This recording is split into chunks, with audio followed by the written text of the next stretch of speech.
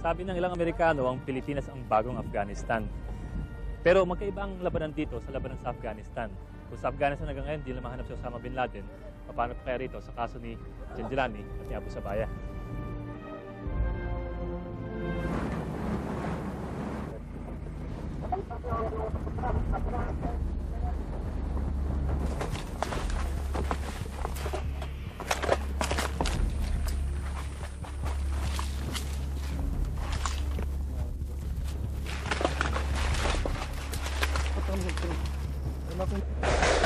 Alas 7 pala ng umaga, biglang nagkaputukan.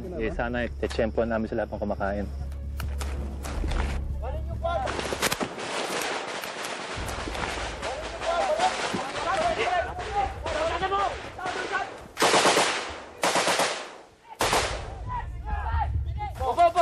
Chief, request ang platon, no? Clear. Dito na kami dalawa. Pakisalpi po Dito sila pumasok na nagluto. Natsempohan namin, subukan nag-ambush. Ang problema nagkakita na kaya, nagpaputukan na. Request ano?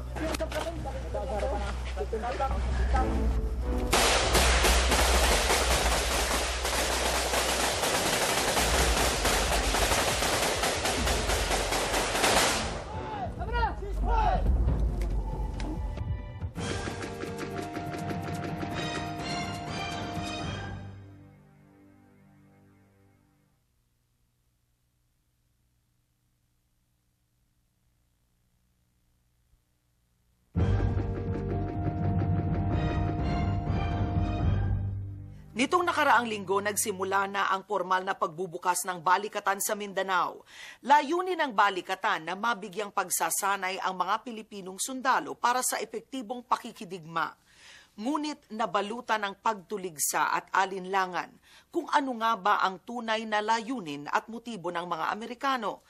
Sabi ng ilan, nagpunta raw ang mga Amerikano rito para talagang masupil ang Abu Sayyaf. Kung totoo ito, panghihimasok daw ito sa ating konstitusyon.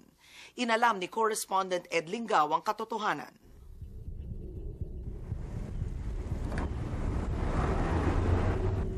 Ang 5th Marine Battalion ng 2nd Marine Brigade ay nakadeploy sa Maluso, Basilan, isa sa mga kilalang area of operations ng Abu Sayyaf. Hindi uso ang kalsada dito, walang cell site, kuryente o telepono. Sumama kami sa isang long-range recon patrol ng Philippine Marines patungong Upper Mahayahay sa kaloob-looban na ng Basilan.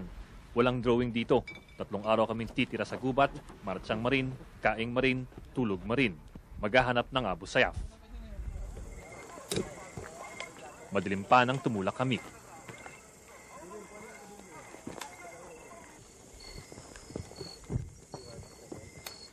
Bit-bit ng Marines ang naglalaki ang mga backpack. Laman ay pagkain at bala na patatagalin ng 5 araw. Lahat sila ay veterano ng iba't ibang klaseng gyera. May galing Central Mindanao, may galing Jolo.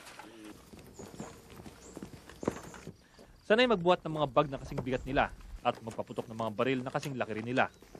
Ito ang mga sundalong tuturuan daw ng mga sundalong Amerikano kung paano makipaglaban sa Abu Sayyaf.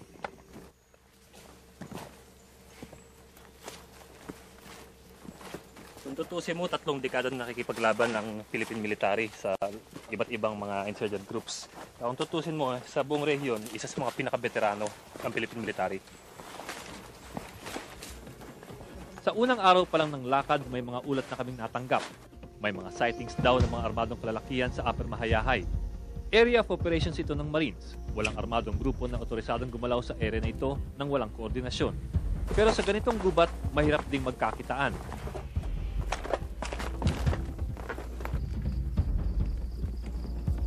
Sa sobrang sukal ng lugar, minsay parang nawawala bigla ang nasa harapan mo.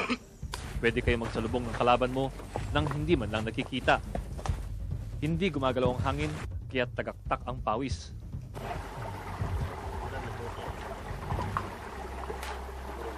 Natutulog na lang kami kung saan nabuti ng dilim.